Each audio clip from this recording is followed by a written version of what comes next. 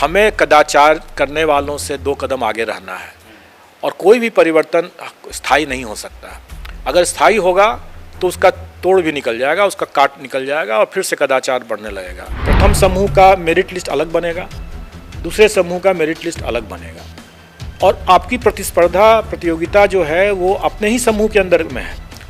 तो आधे लोगों का चयन प्रथम समूह से होगा, आधे लोगों का चयन दूसरे समूह से होगा। इस स्केलिंग सिस्टम हम सभी विषयों के साथ लागू नहीं कर सकते हैं। अगर ऐसी कोई परीक्षा है जिसमें कि सभी विषय ऑप्शनल विषय जितने हैं सबों में अगर कम से कम 1000 से अधिक अगर कैंडिडेट अगर हैं तब तो हम स्केलिंग कर सकते हैं। लेकिन अगर किसी भी एक विषय में अगर वो एक ऑप्शनल विषय में अगर 1000 से कम अगर कैंडिडेट हैं तो फिर ये परसेंटाइल या स्केलिंग सिस्टम जो है एक्यूरेट नहीं होगा। ये ऑप्शन तो मैं समझता हूँ कि बड़ा अच्छा एक सॉल्यूशन था ऐसे प्रश्नों को जो प्रश्न त्रुटिपूर्ण हो गए या जिनके उत्तर जो है वो त्रुटिपूर्ण हो गए। तो वैसे चीज़ों के लिए, वैसे प्रश्नों के लिए यह ई ऑप्शन की आवश्यकता पड़ी। मैं नहीं चाहूँगा कि एक और वैकेंसी रह जाए और दूसरे और के वेटिंग लिस्ट के कैंडिडेट्स को 1 साल फिर से आना पड़े। तो ये मैं सकारात्मक निर्णय जरूर लूँगा। कब ले पाऊँगा मैं थोड़ा प्रतीक्षा कर लें, लेकिन दूंगा जरूर निर्णय। 18 तारीख को अगर यूपीएससी की परीक्षा कोई देता है तो 20 तारीख को वो आ सकता है और या फिर 22 को आ सकता है और 22 को आकर के वापस वो फिर 24 को अपनी परीक्षा यूपीएससी का फिर जाकर दे सकता है। तो पहले मैं बैकलॉग को पूरा कर लूँ और उसके बाद मैं एक कैलेंडर बनाऊंगा और हम लोग कोशिश करेंगे कि हम उस कैलेंडर के हिसाब से चलें। नमस्कार, आप देख रहे हैं NBC 24। मैं हूं आदेशपुरी। मई महीने से आपको बता दें कि बिहार का जो सर्वोच्च भर्ती इकाई है बीपीएससी काफ़ी विवादों में रहा। पेपर लीक कर गया और तरह तरह के आरोप जो है लगे। हमने भी कई प्रश्न उठाए। इन सब के बावजूद बीपीएससी के नए चेयरमैन आते हैं अतुल प्रसाद जी और वो काफ़ी कुछ सकारात्मक कदम उठाते हैं जिसका छात्रों ने काफ़ी स्वागत किया है। लेकिन कुछ कदम ऐसे हैं जिनको लेकर उनका विरोध भी है। हमारे साथ हैं बीपीएससी के चेयरमैन अतुल प्रसाद जी। इनसे ही हम पूछेंगे, सर आपने प्रयास तो बहुत अच्छे किए कुछ जो कि छात्र काफ़ी स्वागत कर रहे हैं, लेकिन 2 दिन एग्जाम लेने का वो उन्हें स्वीकार्य नहीं है। उनका कहना है कि भ्रष्टाचार का एक नया खेल शुरू हो जाएगा। ईबीसी का प्रश्न है, रिजर्वेशन का प्रश्न है। अगर आप 3 लाख बात करते हैं एक फेज में तो उसमें हो सकता है कि ज़्यादा महिलाएं हो, दूसरे फेज में कम हो। तो ये सारे जो कट ऑफ पर जो है जो 10,000 संख्या है इस पर इसका असर पड़ेगा। देखिए, कोई भी परिवर्तन जब होता है तो उस पर लोगों को थोड़ा सा आशंका होना स्वाभाविक है। मैं इससे इनकार नहीं करता हूँ कि लोग आशंकित हो सकते हैं इसमें, लेकिन उनको ये भी समझाना है और समझना उनको है कि इसके क्या फ़ायदे होंगे और क्यों इसको करने की ज़रूरत पड़ी। अब देखेंगे कि जो पिछली जो परीक्षा हुई थी मई महीने में वो एक शिफ्ट में हुई थी और अभी तक एक शिफ्ट में ही होते चले आ रही थी। लेकिन ये देखा गया कि एक शिफ्ट में कराने में हमें इतनी बड़ी संख्या में जब कराना पड़ेगा तो हमें ऐसे सेंटर्स को भी लेना पड़ता है जो शायद सामान्य तौर पर हम ना लेना चाहें या हमारे मानक के खड़ा नहीं उतरते हैं। और यही कारण है कि जो मई महीने में जो परीक्षा हुई वो लीक हो गया, उसमें वायरल हो गया और सेंटर की तरफ से गड़बड़ी हुई, जिसका पूरा दुष्परिणाम यह निकला कि पूरी परीक्षा को कैंसिल करना पड़ा। अब उसकी पुनरावृत्ति न हो इसके लिए हमें अच्छे सेंटर्स को ही सीमित रखना है, उसी पर रखना है। तो वैसी परिस्थिति में हमें ये बाध्यता है कि इतनी बड़ी संख्या को अगर हमको लागू करना है, उनको परीक्षा दिलाने की व्यवस्था करना है तो हमें एक से अधिक शिफ्ट करने की ज़रूरत है। अब इस बाध्यकारी परिस्थिति को अगर हम देखते हुए हम समझें इस बात को कि इसमें जो आशंकाएं हैं, एक आशंका लोग करते रहे हैं कि भाई हमारा प्रश्न हमारे ग्रुप में हो सकता है कि हमारा एक प्रश्न हमारा क्वालिटी कम हो, किसी में ज़्यादा कठोर प्रश्न हो जाए। तो वैसी स्थिति में आप देखेंगे कि 2 अलग अलग एक तरह से समूह बन गया। प्रथम समूह का मेरिट लिस्ट अलग बनेगा, दूसरे समूह का मेरिट लिस्ट अलग बनेगा और आपकी प्रतियोगिता जो है वो अपने ही समूह के अंदर में है। तो आधे लोगों का चयन प्रथम समूह से होगा, आधे लोगों का चयन दूसरे समूह से होगा। इसलिए जो अगर किसी एक का प्रश्न पत्र अगर कोई कठिन हो गया, किसी का सरल हो गया तो उससे कोई फर्क नहीं पड़ने वाला है। अब दूसरी बात यह है कि जैसे आपने कहा कि किसी में ईबीसी ओबीसी की संख्या ज़्यादा हो जाएगी, किसी में कुछ और हो जाएगा। तो एक तो पहली बात कि इतनी बड़ी संख्या है 3 लाख, 3 लाख में हम लोग उसको 6 लाख टोटल है, उसमें 3 लाख अगर आधे लोगों को एक साइड में लेते हैं तो हम उसको रैंडमली अगर सेलेक्ट करते हैं तो हमारा बाय एंड लार्ज वो उम्मीद की जाता है कि जिस अनुपात में लोगों ने आवेदन दिया है, जिस कैटेगरी के लोगों ने आवेदन दिया है, उसी अनुपात में वो आधा आधा बढ़ जाएगा। लेकिन आपने अच्छा किया कि इस ओर ध्यान आकृष्ट करा दिया है, तो हम लोग इस पर विशेष ध्यान रखेंगे कि ये अनुपात जो है मेंटेन रहे दोनों ग्रुप में, इसका हम लोग ध्यान रखेंगे। सर एक और आगे का सर बहुत महत्वपूर्ण प्रश्न है, और ये बिहार के जो यूनिवर्सिटी से पढ़ाई करने वाले, हिंदी मीडियम से पढ़ाई करने वाले, ह्यूमैनिटी से पढ़ाई करने वालों का है कि बीपीएससी स्केलिंग व्यवस्था क्यों नहीं लाती है। जैसे कि एग्जाम्पल में सर, इस साल ही जो टॉपर हैं उनका 300 में 290 नंबर है, मैथमेटिक्स है। 64वीं में भी 1-2 रैंक का यही हाल रहा, 280 के आसपास नंबर मिला। उनका कहना है कि अगर हम ह्यूमैनिटी से देंगे तो बेहतर प्रदर्शन करने के बावजूद भी हम 200 प्लस नहीं ला सकते हैं, लेकिन मैथ वालों जो है वो ठीक ठाक प्रदर्शन करने पर भी 200 के आसपास ला देते हैं और मैक्सिमम नंबर की गुंजाइश है। ऐसे में उनके साथ अन्याय हो रहा है। देखिए, अभी ये दोनों परस्पर विरोधी प्रश्न हो जाते हैं, मांगे हो जाती हैं। अगर आप 2 शिफ्ट में करने में आप ये कह रहे हैं कि दोनों शिफ्ट के मेरिट लिस्ट को जोड़ने में, मैं आ रहा हूँ उसी पर, कि 2 अलग अलग मेरिट लिस्ट बन रहा है और उसको अगर हम आपस में कंबाइन करते हैं तो यहाँ पर तो हम दोनों का अलग अलग बना करके आधे आधे ले लेते हैं, इसलिए यहाँ पर तो कोई कंबाइन करने में कोई ख़ास दिक्कत है नहीं, कंबाइन करने की ज़रूरत भी नहीं पड़ती है। लेकिन कंबाइन करने का जो भी 2 अलग अलग मेरिट लिस्ट का अगर कंबाइन करने का एकमात्र तरीका यही है परसेंटाइल का। और जैसे आप सब्जेक्ट्स का जब स्केलिंग की बात आप करते हैं तो उसमें आप परसेंटाइल सिस्टम के बिना आप इसको नहीं कर सकते। दोनों में अलग अलग मार्किंग होगा, अलग अलग सिस्टम से मार्किंग होगा, क्वेश्चंस अलग हो जाएंगे, मैथ्स के क्वेश्चन अलग हो जाएंगे, पॉलिटिकल साइंस के क्वेश्चंस अलग डेफिनेटली रहेंगे, उनकी मार्किंग भी अलग अलग जैसे आप स्वयं कह रहे हैं। तो नेचुरली इन दोनों को अगर आप जो स्केलिंग कर रहे हैं वो परसेंटाइल ही सिस्टम है या स्केलिंग का है, उसमें लागू करना ही पड़ेगा। तो एक और इस परसेंटाइल सिस्टम की आप डिमांड कर रहे हैं स्केलिंग के लिए, और दूसरी ओर जब शिफ्ट वाले में जबकि उसमें हमें कोई दोनों को कंबाइन करने की ज़रूरत भी नहीं है, लेकिन वहाँ पर आप परसेंटाइल सिस्टम को आप विरोध कर रहे हैं। तो दोनों थोड़ा सा, इसलिए मैं कह रहा हूँ कि दोनों विरोधाभास है। पहली बात इसको समझना होगा कि दोनों ही जगह पर ये चीज़ परसेंटाइल सिस्टम काम कैसे करता है। परसेंटाइल सिस्टम एक स्टैटिस्टिकली करेक्ट सिस्टम है, ये तभी काम अच्छा कर सकता है जबकि बड़ी संख्या में लोग हों। अगर हमारा एक विषय पॉलिटिकल साइंस है, उसमें बड़ी संख्या में कैंडिडेट्स देते हैं, ठीक है, वो अच्छा है। लेकिन अगर मान लें कोई दूसरा विषय है जिसमें सिर्फ 5 ही कैंडिडेट हैं, तो ये दोनों का मेरिट लिस्ट को कंबाइन करना परसेंटाइल सिस्टम से ये करेक्ट नहीं होगा। और यही कारण है कि स्केलिंग सिस्टम हम सभी विषयों के साथ लागू नहीं कर सकते हैं। अगर ऐसी कोई परीक्षा है जिसमें कि सभी विषय, ऑप्शनल विषय जितने हैं, सबों में अगर कम से कम 1000 से अधिक अगर कैंडिडेट अगर हैं, तब तो हम स्केलिंग कर सकते हैं।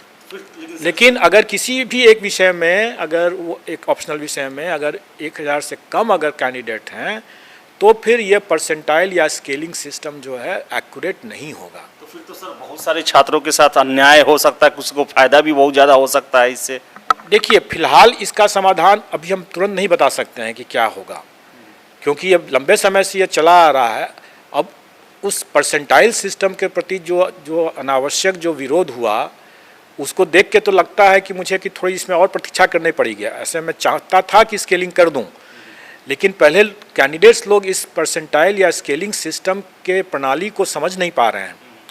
पहले उनको इस बात को समझना बहुत ज़रूरी है कि ये कैसे काम करता है, और उसके बाद ही हम इस ऐसे कोई सब्जेक्ट वाइज इसको अगर हम परसेंटाइल या स्केलिंग करने की जो बात कर रहे हैं, उसके बाद ही हम इसको लागू कर पाएंगे। सर एक बहुत बड़ी समस्या जो बीपीएससी के साथ जुड़ी है, मैं पिछले 15 सालों से इस आयोग का या तो स्टूडेंट रहा हूं, कैंडिडेट रहा हूं, और अभी न्यूज़ में भी यही बिट मेरा है। तो सर गलत क्वेश्चन बीपीएससी पीटी में बहुत बड़ा समस्या रहा है। 48वीं में 14 क्वेश्चन हटाए गए, हर एक साल लगभग कुछ न कुछ प्रश्न हटाए गए। इसी कारण मुकदमेबाजी हुई। आयोग के द्वारा ई ऑप्शन लाया गया, बड़ा ही प्रॉब्लम होता है ई ऑप्शन से। तो सर प्रश्नों को लेकर सर क्या आप कोई नया सुधार करने वाले हैं कि प्रश्न सटीक हो? ई ऑप्शन को लेकर आपके क्या विचार हैं सर? ई ऑप्शन तो मैं समझता हूं कि बड़ा अच्छा एक सॉल्यूशन था। ऐसे प्रश्नों को जो प्रश्न त्रुटिपूर्ण हो गए या जिनके उत्तर जो है वो त्रुटिपूर्ण हो गए, तो वैसे चीज़ों के लिए, वैसे प्रश्नों के लिए यह ई ऑप्शन की आवश्यकता पड़ी। जैसे अगर किसी एक प्रश्न का अगर 2 उत्तर है सही और हमने ऑप्शन दे रखा है कि ABCD सिर्फ दे रखा है, तो स्वाभाविक है कि वो प्रश्न गलत हो गया, क्योंकि जब उसके 2 उत्तर हैं तो उसका ऑप्शन हमने दिया ही नहीं। इसीलिए ई ऑप्शन की ज़रूरत पड़ी। और आपने देखा ही, आपने ठीक ही कहा कि पहले इसमें बहुत कोर्ट केसेस भी हुए हैं, बहुत परेशानी हुई है, और जब से यह ई ऑप्शन लागू किया गया है तब से ये परेशानी, ये कोर्ट केस नहीं हुआ। क्योंकि हम लोग क्वेश्चन देखते तो नहीं हैं, क्वेश्चन सील्ड आता है और सील्ड ही जाता है और सील्ड ही प्रिंट होकर आता है। फिर तो हम लोग तब तक नहीं देखते हैं प्रश्न जब तक कि वो कैंडिडेट्स नहीं देखते हैं उसको। जब कैंडिडेट्स देखते हैं उसी समय हम लोग को ही मालूम चलता है कि क्वेश्चन क्या है। तो इसलिए ये ई ऑप्शन तो है, ये रहेगा। मैं समझ सकता हूँ, क्योंकि मैं भी तो कभी न कभी पास्ट में स्टूडेंट रहा हूँ, और कई बार ऐसा होता है कि मुझे ABCD आंसर नहीं मालूम है तो अंदाज से मैं गेस वर्क करता हूँ। ई ऑप्शन हो जाने के कारण से वो गेस वर्क करने में लोगों को कठिनाई होती है। तो उसमें यहाँ पर तो आपको नेगेटिव मार्किंग नहीं है, आप इंटेलिजेंट गेसिंग आप फिर भी कर सकते हैं, वो आप करें। अगर नेगेटिव मार्किंग हो जाता और उसके बाद आप ई ऑप्शन भी रहता तो मैं समझ सकता हूँ कि ज़्यादा कठोर हो जाता वो कैंडिडेट्स के लिए। नेगेटिव के लिए सर कुछ आप लोग का ये है कि नहीं कि आगे नेगेटिव हो सके पीटी में? देखिए, जैसा मैंने बताया पहले भी कि हमें कदाचार करने वालों से 2 कदम आगे रहना है, और कोई भी परिवर्तन स्थायी नहीं हो सकता। अगर स्थायी होगा तो उसका तोड़ भी निकल जाएगा, उसका काट निकल जाएगा और फिर से कदाचार बढ़ने लगेगा। इसलिए जो चीज़ आज है वो कल को नहीं रहेगा, कुछ रहेगा या नहीं रहेगा कोई नहीं कह सकते हैं। आज अगर नेगेटिव मार्किंग नहीं है, इस भविष्य में नहीं होगा, ये मैं नहीं कह सकता हूँ। सर एक और सर, आप सकारात्मक के कदम को लेकर आपने बात की, पेपर में आया कि वेटिंग लिस्ट को लेकर यूपीएससी वेटिंग लिस्ट जारी करती है लेकिन बीपीएससी नहीं करती है। पिछले साल राष्ट्रीय पिछड़ा वर्ग आयोग के द्वारा भी ये निर्देश दिया गया था कि आयोग को करना चाहिए। तो सर इस पर क्या आपकी प्लानिंग है और कब से? 64वीं पिछले साल ही खत्म हुआ है और मुझे जो सूचना मिली है कि लगभग 200 के आसपास सीटें खाली रह गई। तो ऐसे में क्या प्लानिंग है आपका सर? देखिए, आपने सही, बहुत अच्छा प्रश्न पूछा है ये, और इसके लिए मैं आपको धन्यवाद देना चाहूँगा। आपको पता होगा कि मैंने यहाँ पर एक्चुअल रूप से कार्य 10 तारीख से संभाला है, और अभी कितना दिन हुआ है। ये प्रॉब्लम, ये समस्या मेरे समक्ष अभी आया है, और मुझे उम्मीद है कि इसका सकारात्मक निर्णय होगा। क्योंकि एक मामले में ऐसी बात आई थी, माननीय सर्वोच्च न्यायालय ने लोहार जाति को शेड्यूल ट्राइब से हटा करके उसको वापस EBC कैटेगरी में डाला था, और उसके कारण से शेड्यूल ट्राइब का एक पद जो था वो रिक्त रह जा रहा था। उसके लिए मुझे वेटिंग लिस्ट वाली जो बात आप कर रहे हैं, मुझे नीचे उतर करके फिर से उनको वेटिंग लिस्ट में से इंटरव्यू करना की एक बात हो रही थी कि उसको किया जाए, और फिर से उनका वेटिंग लिस्ट से इंटरव्यू करके और फिर चयन करके उस रिक्ति को भर दिया जाए, या इसको छोड़ दिया जाए और अगले साल के लिए किया जाए। तो अभी आयोग ने यह निर्णय लिया, अभी 17 तारीख को ही हम लोगों ने ये सारे निर्णय लिए कि किसी भी कैंडिडेट का 1 साल बर्बाद नहीं करना चाहिए, और वेटिंग लिस्ट में से लोगों को कंसिडर करना चाहिए, चाहे एक ही वैकेंसी क्यों ना हो, लेकिन कम से कम एक कैंडिडेट का तो उसमें जो वेटिंग लिस्ट में जो भला हो सकता है। तो हम लोगों ने निर्णय लिया और वो हम इस बार लागू कर रहे हैं। उन तीन कैंडिडेट्स को हम बुलाएंगे, मतलब 3 गुना हम बुलाते हैं इंटरव्यू के लिए। उसमें से लिस्ट में से हम लोग 3 गुना लोगों को बुलाएंगे, इंटरव्यू लेंगे, और उसके बाद उसमें से जिसका चयन होगा उसको हम लोग अपॉइंटमेंट लेटर की बात करेंगे। ये आगे की परीक्षा के लिए होगा, ये पीछे की परीक्षा में आप कर सकते हैं? 65-66 हुआ है। मैंने बताया कि ये एक विशिष्ट मामला मेरे संज्ञान में उसी दिन आया था 17 तारीख को, और आज हम लोग 23 तारीख को बैठ रहे हैं। सारे चीज़ों को मैं धीरे धीरे जरूर निपटा लूँगा, और मैंने कहा ही कि मैं इसको सकारात्मक दृष्टिकोण रखता हूँ इस पॉइंट में। मैं नहीं चाहूँगा कि एक और वैकेंसी रह जाए और दूसरे और के वेटिंग लिस्ट के कैंडिडेट्स को 1 साल फिर से आना पड़े। तो ये मैं सकारात्मक निर्णय जरूर लूँगा। कब ले पाऊँगा मैं थोड़ा प्रतीक्षा कर लें, लेकिन लूँगा जरूर निर्णय। जी सर, एक सबसे महत्वपूर्ण चीज़ सर, कैलेंडर। बीपीएससी कैलेंडर 2-3 सालों से जारी कर रही है। अफसोस एक भी कैलेंडर अपने समय पर नहीं हो पाया, फेल किया सारा। अभी भी 18 जून को ऐसा अजीब कैलेंडर आया जो कि पीटी और मेंस जो बचे हुए परीक्षा हैं 6 महीने का कैलेंडर था, उसको लेकर सर आप क्या रणनीति बनाएंगे कि कैलेंडर पूरे साल का जारी हो और फिर से उसको पूरा भी किया है, सबसे महत्वपूर्ण पूरा किया जाए, इसको लेकर क्या प्रयास रहेगा? देखिए, अभी मेरे पास जो मामला था उसमें 2 साल 2.5 साल से भी पुराने लंबित मामले थे, जिनका कि हमें परीक्षा भी लेना है और उसका इंटरव्यू करना है, रिजल्ट निकालना है वगैरह वगैरह। तो हमारा जो प्राथमिकता हमारी जो रही है अभी फ़िलहाल, ऐसे मामलों को हम पहले निपटाएं। तो आपने देखा होगा कि नवंबर तक का हम लोगों ने बुक किया है वैसे मामले जो 2.5 साल से पेंडिंग थे, और आगे भी और भी जो बचे रह जाएंगे उनको भी हम दिसंबर माह तक में। तो हमारी प्राथमिकता है कि जितने बैकलॉग हैं वो पहले मैं दिसंबर तक में इसको पूरा करूं। अब जहां तक भविष्य की बातें हैं कि नए मामले आते हैं और कैलेंडर एक बनना चाहिए, बिल्कुल बनना चाहिए। मेरा ये मानना है कि हम जब कैलेंडर बनाते हैं तो पूरा एंड टू एंड बनाएं, मतलब कि आप उसका अगर पीटी है तो पीटी, मेंस, इंटरव्यू और फाइनल रिज़ल्ट, ये सारे चीज़ का जैसे हमारे समय में भी यूपीएससी में होता, अभी भी होता है, इससे सबको सहूलियत होती है और हम भी एक टाइम बाउंड तरीके से उस डिसिप्लिन से हम लोग काम कर सकेंगे। तो पहले मैं बैकलॉग को पूरा कर लूं और उसके बाद मैं एक कैलेंडर बनाऊंगा और हम लोग कोशिश करेंगे कि हम उस कैलेंडर के हिसाब से चलें। लेकिन ये बात भी सही है कि प्रैक्टिकल कहीं कहीं पर डिफ़िकल्टी आती है और उसके कारण से कुछ ऐसे कारण आ जाएंगे जिस हम लोगों को चेंज करने, तो थोड़ा बहुत परिवर्तन हो सकता है, ज़्यादा परिवर्तन उसमें नहीं होगा। सर आपके आने से आपका जिस दिन ज्वाइनिंग होगा 5 अगस्त, उससे 2 दिन पहले बीपीएससी 66 का रिजल्ट फाइनल घोषित किया गया। पोस्ट प्रेफरेंस को लेकर छात्रों का जो सिलेक्टेड हैं, जैसे कि रैंक 5 पे जो हैं उन्होंने पहला अपना पुलिस सेवा दिया था, उनको नहीं मिला। रैंक 9 जो हैं उन्होंने मुझे इंटरव्यू में बताया कि मेरा ऑलरेडी यूपीएससी में हम पुलिस सेवा के लिए इंटरव्यू भी दिए थे, फाइनल नहीं हुआ। उनका 9 रैंक है, उनका 5वां जो चॉइस है वो कन्फर्म हुआ। फिर से रैंक 42 है। बहुत सारे कैंडिडेट्स का कहना है कि हमें अपने मनचाहा पद नहीं मिले मेडिकली फिट होने के बावजूद भी। सर इसको लेकर कुछ सर आपको सर जानकारी सर मिली है सर?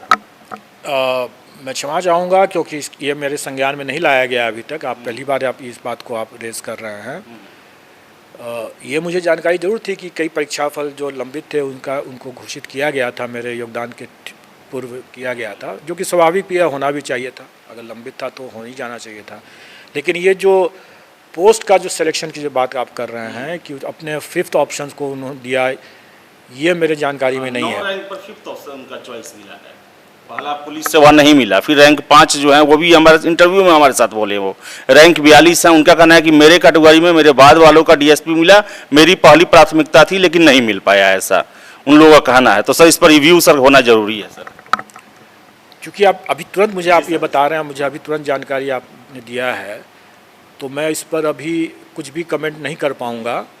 लेकिन मैं इतना ज़रूर कहूँगा कि मैं इसको चेक करूँगा और जो उचित होगा वो कैंडिडेट्स के हित में और उनके इन ऑर्डर ऑफ मेरिट उनके हित में ही मैं निर्णय लूँगा। सर अंतिम प्रश्न, क्या बीपीएससी में खबरें चलती हैं कि लूप होल्स आ गए हैं, जैसे कि अब पेपर में ही सभी जगह खबर आता है, हम लोग भी चलाए थे कि जांच जो चल रहा है सर सर्टिफिकेट से रिलेटेड, क्या लगता है सर पूरी व्यवस्था में चेंजिंग की जरूरत और आपकी प्रथम प्राथमिकता इस पद पर रहते हुए क्या रहेगी सर? देखिए, कोई भी सिस्टम अगर एक ही तरीके से चलते रहता है तो उसमें लूपहोल ढूंढने वाले ढूंढ ही लेते हैं, और इसीलिए मैंने कहा कि परिवर्तन तो होते रहना भी चाहिए और कोई भी परिवर्तन स्थायी नहीं होना चाहिए। अगर कोई परिवर्तन में अगर 20 साल पहले कोई सिस्टम इंट्रोड्यूस किया गया तो उसको आज के तारीख पर तो निश्चित तौर पर उसमें कुछ परिवर्तन करना आवश्यक है। ज्वाइन करने के बाद सबसे पहले मेरी यह प्राथमिकता थी कि जो सिस्टम में जो लूपहोल था, क्योंकि जिस पृष्ठभूमि में मैंने यहाँ योगदान दिया वो आप जान ही रहे हैं कि परीक्षा वायरल होने के कारण से स्थगित करना पड़ा, तो हमें सबसे पहला देखना यह था कि क्या क्या इसमें लूपहोल है, या हो सकता है कि अभी गड़बड़ी वैसी नहीं हो रही हो, लेकिन संभावनाओं से इनकार नहीं किया जा सकता है। इसलिए उसको ध्यान में रखते हुए जो मैंने अध्ययन किया, यूपीएससी के भी सिस्टम से जाकर के वहाँ पर मैंने बातचीत किया कि कैसे वहाँ का व्यवस्था है और यहाँ की व्यवस्था को मैंने देखा। जो मेरी समझ में जो परिवर्तन अभी आवश्यक थे तत्काल, वो मैंने अभी जो पब्लिक डोमेन में मैं दे सकता हूँ वो मैंने पब्लिक डोमेन में दे दिया है।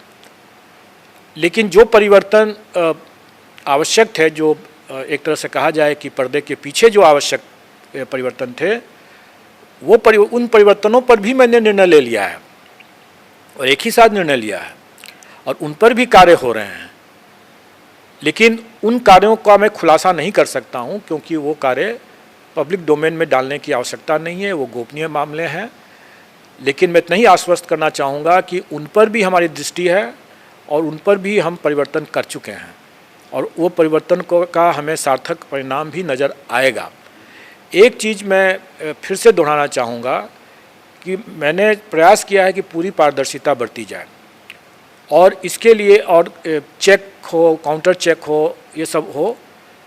आपने देखा होगा कि जब फाइनल रिज़ल्ट जब बनेगा, लेकिन उसको घोषित करने के पूर्व हम उसके एप्लीकेशन से लेकर के उसका पीटी का ओएमआर शीट हो, मेंस की कॉपी हो, इंटरव्यू बोर्ड का मार्किंग हो, वो सारे को हम एक इंडिपेंडेंट कमिटी से एक टीम बना देंगे, इंडिपेंडेंट रहेगा वो टीम, उससे हम उसकी रीचेकिंग करेंगे। रीचेकिंग रीवैल्यूएशन नहीं होगा। रीचेकिंग का मतलब ये हुआ कि अगर उसमें कहीं कोई त्रुटि है, जैसे मैनिपुलेशन है, ओएमआर शीट में वाइटनर लगा करके अगर किसी ने कर लिया, मशीन ने उसको नहीं देखा और उसका हो गया उसके कारण से, तो ऐसी जितनी भी त्रुटियां हैं उसको वो कमेटी चेक करेगा और चेक करने में जहां भी संशय के मामले होंगे वो कमीशन का ध्यान आकृष्ट करेगा वो कमेटी, और उसको देखने के बाद, समझने के बाद ही कमीशन निर्णय लेगा और उसके बाद ही परीक्षाफल घोषित होगा। क्योंकि आपने जैसे बताया कि कई बार पिछले समय में भी और अभी इसको लेकर के जो इन्वेस्टिगेशन वगैरह चल रहा है उसमें भी कई तथ्य उजागर हुए हैं, कई लोग अरेस्ट हुए हैं। तो मोडस ऑपरेंडी जो रहा है उसकी कुछ तो हम लोग को भी जानकारी होती ही रहती है, जैसे अभी इसमें आया इन्वेस्टिगेशन से भी कुछ जानकारी मिला। तो इसलिए जो पर्दे के सामने वाला जितना परिवर्तन था वो मैंने पब्लिक डोमेन में डाल दिया और पब्लिक डोमेन में जो पर्दे के पीछे वाला था वो पब्लिक डोमेन में नहीं डाला है। लेकिन मैं जानता हूँ कि क्या क्या और कहाँ इसमें कमियाँ हैं। उन कमियों का खुलासा करने की मुझे ज़रूरत नहीं है, लेकिन उन कमियों को दूर करने की ज़रूरत है और वो मैंने किया है। और मुझे उम्मीद है कि इस बार जो भी आएगा परीक्षाफल के बाद जो घोषित होगा तो वो प्योर होगा, वो सही होगा। जी सर। अंतिम प्रश्न, ऐसी सर क्या मजबूरी हो गई कि यूपीएससी मेंस के बीच में पीटी का एग्जाम का जो है सूचनाएं निकल के आ रही हैं? अभी तो आपने तो वेबसाइट पर नहीं डाला है, लगभग पेपर में आया कल की 1000 के आसपास ऐसे छात्र हैं जिनका यूपीएससी मेंस देना है, पीटी भी देना है। ऐसे में 18 को लास्ट है, फिर 24 को है यूपीएससी मेंस। तो 18 को कोई जयपुर देता है तो उसका अररिया सेंटर पड़े, पूर्णिया सेंटर आना मुश्किल है, या फिर 22 को देकर अररिया पूर्णिया से फिर जयपुर या भोपाल जाकर 24 को मेंस देना भी बड़ा मुश्किल है। तो सर कोई और डेट नहीं हो सकता था? इसको लेकर छात्रों का कहना है। देखिए, डेट्स तो कुछ भी डेट हो सकता है, अब 2 महीने बाद, 3 महीने बाद। प्रश्न यह उठता है कि हम 6 लाख स्टूडेंट्स का भविष्य हम इसी तरह से अधर में लटकाए रखे रहें। हमने देखा कि 18 तारीख को परीक्षा है यूपीएससी का, फिर उसके बाद 24 को परीक्षा है और उसके बाद फिर 25-26 कहीं ना कहीं किसी जैसे पड़ोसी राज्य का भी परीक्षा उसी के ठीक बाद में है। हमें डेट नहीं है, फिर पूजा की छुट्टियां हो जाएंगी, फिर पूजा में लोग चले जाएंगे, इतना ज़्यादा विलम्ब होता चला जाएगा। तो हमने देखा कि अगर ये 18 तारीख को अगर यूपीएससी की परीक्षा कोई देता है तो 20 तारीख को वो आ सकता है और या फिर 22 को आ सकता है और 22 को आकर के वापस वो फिर 24 को अपनी परीक्षा यूपीएससी का फिर जाकर दे सकता है। आने जाने में थोड़ा कष्ट जरूर होगा, लेकिन ये असंभव नहीं है, पहली बात। दूसरी बात कि जो परीक्षा, अगर कुछ लोग ये भी कहते हैं कि यहाँ का परीक्षा फैक्चुअल होता है, वहाँ पर परीक्षा कंसेप्चुअल होगा, तो दोनों परीक्षा, सवाल ये उठता है कि अगर कैंडिडेट्स ने अपनी पढ़ाई पूरी बढ़िया से किया है तो उसके लिए कोई भी परीक्षा मुश्किल नहीं है, चाहे पैटर्न डिफरेंट क्यों ना हो। पीटी की परीक्षा में फैक्चुअल तो होना ही है कि उसमें ABCD ऑप्शन रहते ही हैं। अगर आपने मेंस के लिए भी पढ़ाई किया है तो ऐसा तो नहीं है कि आपने पिछले पढ़ाई को आप भूल गए हैं, ऐसी बात नहीं होती है। मैं भी स्टूडेंट रह चुका हूँ, मैं भी एक साथ कई परीक्षा देता हूँ। बहुत ज़्यादा प्रश्न रहते हैं और उसके लिए तैयारी करनी होती है। HTBR के करंट ये सब जो है, यूपीएससी में इसका ज़रूरत नहीं होता है सर? बिल्कुल ज़रूरत नहीं होता है, लेकिन ऐसा तो नहीं कर सकते हैं ना कि मैंने जो तैयारी किया मैं फिर सारा भूल गया। भूलता तो नहीं है ना, अगर आप अच्छी से तैयारी करेंगे तो आप दोनों काम कर सकते हैं। मल्टीटास्किंग मल्टीपल एग्ज़ाम्स लोग देते ही हैं, ऐसा नहीं है कि नहीं देते हैं। हमें बीपीएससी में आप बोल रहे हैं कि नहीं देना चाहते हैं, लेकिन मैं जानता हूं कि वही बच्चे जो होंगे वो यूपीपीएससी भी दे रहे होंगे, वही कैंडिडेट्स एमपीपीएससी भी दे रहे होंगे। उस किसी का पीटी, किसी का मेंस, वो तो चलता ही है। उसमें से कुछ ऐसे भी छात्र होंगे जो कि इंजीनियरिंग सेवा भी दे रहे होंगे, तो सबके तो अलग अलग प्रश्न होंगे। सबकी समय यही है, पढ़ाई तो करते ही हैं, इसलिए वो असंभव नहीं है। एक बात ज़रूर है, वैसे मैं उसका दावा नहीं करता हूँ, कोशिश ज़रूर कर सकता हूँ कि अगर 20 और 22 में से अगर कोई कैंडिडेट अपना कोई विशेष, हम लोग तो रैंडम दे देंगे उसको, लेकिन अगर कोई अपना डेट चेंज करने का अगर अपना कोई आवेदन देना चाहता है तो हम कोशिश करेंगे यथासंभव हम उसको 20 और 22 में से किसी एक में उसको उसके चॉइस के हिसाब से एडजस्ट कर सकें तो कर दें। और अगर संभव हुआ, वैसे बड़ी संख्या में लोग हो सकता है कि डिमांड करें कि हम बाहर से आ रहे हैं तो हम पटना में रहना चाहते हैं, हम अररिया नहीं जाना चाहते हैं। मैं देखूंगा कि कितना निकट तक हम उसको दे सकें। वैसे भी चूँकि 2 शिफ्ट में कर रहे हैं तो हम लोग का प्रयास रहेगा कि अच्छे सेंटर्स में, ऐसे सेंटर्स में रखें हम लोग परीक्षा जहाँ पे पहुँचना आसान हो। तो बहुत बहुत धन्यवाद सर। बीपीएससी के चेयरमैन अतुल प्रसाद सर थे और इन्होंने काफ़ी सकारात्मक रुख अपनाया है और पूरे व्यवस्था को पारदर्शी बनाने के लिए अपने प्रयास देने की कोशिश की है। और जो भी प्रश्न थे, जो भी छात्रों को जो प्रश्न लगते थे कि बीपीएससी पूछना चाहिए, हमने पूछा और सबका सर ने जवाब जो है काफ़ी बेबाकी से दिया है। और इसके साथ साथ इन्होंने अपने तर्क रखे हैं कि आखिर क्यों 2 दिन परीक्षा ऑर्गेनाइज की जा रही है और क्यों मेंस के दौरान डेट रखना पड़ा। तो जो भी कमेंट होगा आप दें, और फिलहाल इस वीडियो में इतना ही। बहुत बहुत धन्यवाद।